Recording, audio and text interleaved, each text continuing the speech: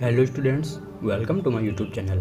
आज मैं आपको बताने वाला हूँ एग्रोनॉमी सस्वी ज्ञान क्लास 12 चैप्टर 2 जल निकास। तो चलो शुरू करते हैं। जल निकास की परिभाषा।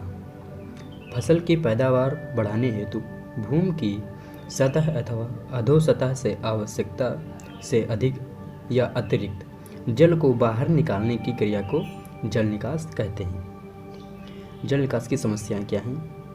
जल निकास की समस्याएं निम्न कारणों से होती हैं, जैसे अधोभूमि में कठोर तह कंकड़ के उपस्थित होने के कारण पानी नीचे की तहों में नहीं पहुंच पाता तथा ऊपरी सतह पर एकत्र हो जाता है।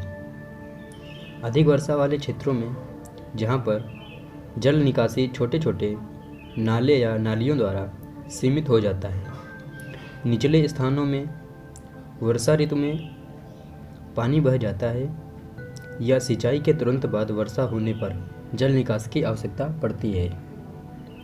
जिन स्थानों में उच्च जल भौम स्तर हाई वाटर लेवल पाया जाता है या भूमि दलदली हो जाती है।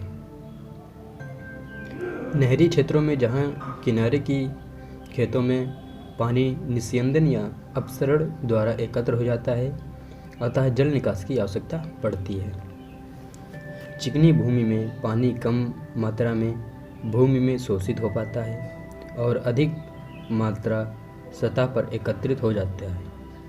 लवड़ी को सुधार करने के लिए जल निकास की आवश्यकता पड़ती है। जल के अनुचित प्रयोग के लिए भी यह समस्या उठ खड़ी होती है, जैसे कठिन पानी अधिक पानी का प्रयोग करना। जल क्षरण को कम करने के लिए जल निकास के रास्ते बनाए जाते हैं। अधिक पानी की उपस्थिति से प्रभावित होने वाली फसलें जैसे बाजरा, मक्का, उड़द, मूंग आदि में पानी रुकने पर जल निकास की आवश्यकता होती है। अब हम देखते हैं अत्यधिक जल से हानियाँ। मृदा में वायु संरचना, वायु संचार में बाधा। सामान्य दशा में रंध्राकाश जल और वायु दोनों से भरा रहता है। भूमि में अपेक्षित जल एकत्रित हो जाने पर सारे रंध्राकाश जल से भर जाते हैं और वायु लगभग बिल्कुल ही निकल जाती है। अतः पौधों की जड़ों में श्वसन के लिए एवं जीवाणुओं को जीवित रखने के लिए पर्याप्त वायु नहीं मिल पाती। परिणाम स्वरूप पौधों की गति रुक जाती है। मृदा ताप का कम होना। जल प्लावित या जलाक्रांति भूमि अपेक्षाकृत ठंडी होती है। भूमि में नमी की मात्रा बढ़ने पर उसका तापमान कम हो जाता है, जिसके कारण बीजों का अंकुरण तथा पौधों की बढ़वार नहीं हो पाती। लाभदायक जीवाणुओं के कार्यों में बाधा। लाभदायक जीवाणुओं के सुचारू रूप से कार्य करने के लिए भूमि में पर्याप्त वायु और उचित नमी की आवश्यकता होती है। भूमि में नमी की अधिकता हो जाने पर वायु और ताप की अनुकूल समस्याएं नहीं रह पाती, जिसके कारण जैव पदार्थ और खादों का खनिजीकरण करने वाले मृदा जीवाणुओं की क्रियाशीलता पर प्रतिकूल प्रभाव पड़ता है।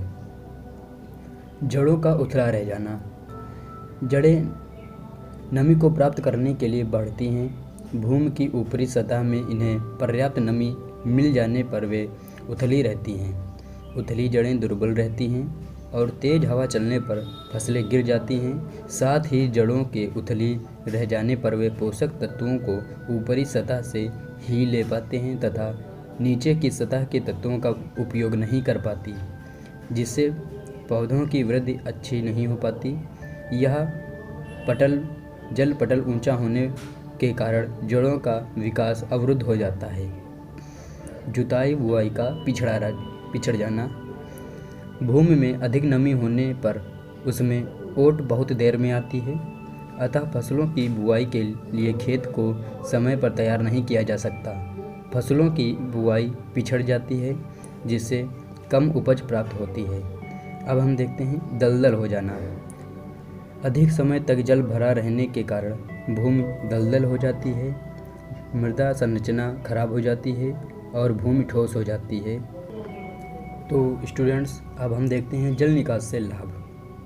जल निकास से द्वारा अनावश्यक जल बाहर निकालने से निम्नलिखित लाभ होते हैं, जैसे उचित जल निकास होने से भूमि में वायु का संचार पूर्ण रूप से होता है तथा O2 ऑक्सीजन व CO2 कार्बन डाइऑक्साइड का आदान प्रदान सुचारू रूप से होता है, जिसके कारण पानी का अवशोषण, पोषक तत्वों का अवशोषण, श्वसन आदि पौधों की जीवन क्रियाएं ठीक रूप से संचालित होती हैं। वायु संचार अच्छा होने से बीजों का अंकुरण तथा पौधे की वृद्धि अच्छी होती है। खेतों में जल निकास होने पर अगली फसल के लिए खेत की तैयारी की बुआई व समय पर हो जाती है।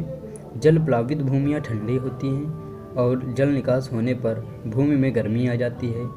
मृदा ताप में सुधार होता है, जिससे बीजों का अंकुरण शीघ्र व अच्छा होता है तथा अन्य क्रियाएं भी सुचारू रूप से चलती हैं। उचित जल का निकास होने पर से भूमि में लाभदायक सूक्ष्म जीवाणुओं की क्रियाशीलता बढ़ती है, जिससे जैविक खादों का अपघटन तथा पोषक तत्वों की उपलब्धता बढ़ जाती है।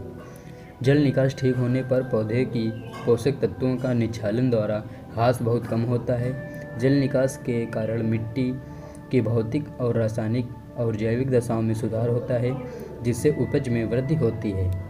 जल निकास की नालियों द्वारा नियोजित ढंग से हटाया जाता है, अतः मिट्टी का कटाव कम हो जाता है। भूमि की संरचना में सुधार हो जाता है।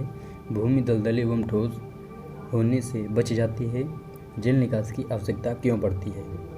तो हम बताते हैं आपको जल निकास की आवश्यकता क्यों पड़ती है।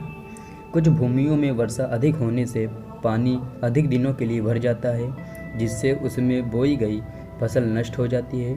साथ ही अगली फसल के लिए भूमि तैयार नहीं की जा सकती यदि उस भूमि से पानी नहीं निकाला जाए। निचली भूमियों जो पहाड़ियों इत्यादि से घिरी होती हैं, वर्षा ऋतु में पानी न निकलने से उसमें बोई गई फसल नष्ट हो जाती है।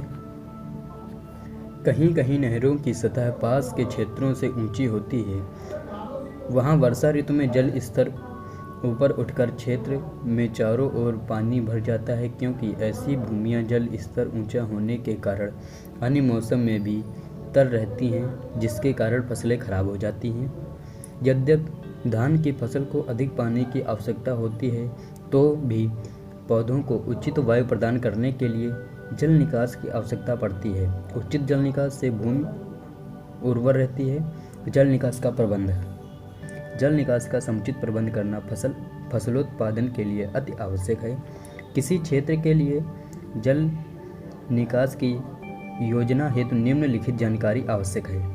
उस क्षेत्र की सामान्य भूवैज्ञानिक जानकारी, उस क्षेत्र में जल पटल की गहराई, भूमि जल बहाव की दिशा, जल निकास योग्य जल की मात्रा, भूमि की भौतिक तथा रासायनिक दशा, भूमि स्थलाकृति संबंधी सर्वेक्षण, जल निकास नालों की स्थिति, जल निकास क्षेत्र का आकार, वर्षा की मात्रा, प्रचंडता, आवृत्ति और अवधि। अब हम देखते हैं जल निकास की विधियाँ क्या हैं। जल निकास की दो विधियाँ हैं, पृष्ठीय जल निकास और भूमिगत जल निकास।